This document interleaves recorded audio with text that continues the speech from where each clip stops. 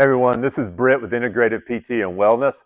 I want to talk real quick today about squatting. Mainly, what's your optimal leg setup when you are squatting? We're all different. Now you may read different things about, sumo squats versus standard squats versus narrow squats.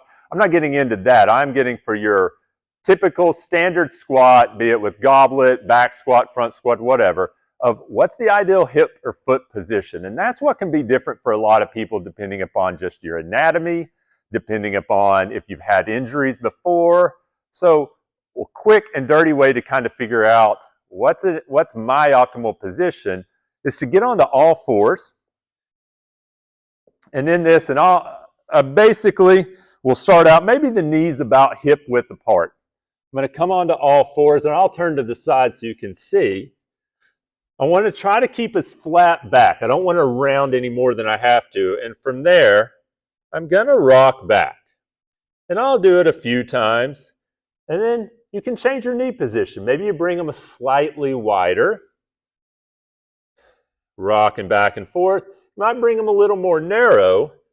Bring them back and forth. I'm not bringing my knees right up against one another, but I'm going maybe from shoulder width to just outside of shoulder width. You can even start to play with the angle of your feet. So you can bring your feet, you may keep your knees in the same spot, but bring your feet slightly in closer to one another, or bring them just in line with your knees. So I can show you from here, we're in this spot or that. But what you're looking for is to say, is there one position of my hips that I feel the least resistance coming back with when you're rocking back? And if you look and you say, right here, that position, I feel the least amount of strain on my hips and knees when I'm rocking back, kind of get a visual of that. And that may cue you in as to what's my optimal squat position.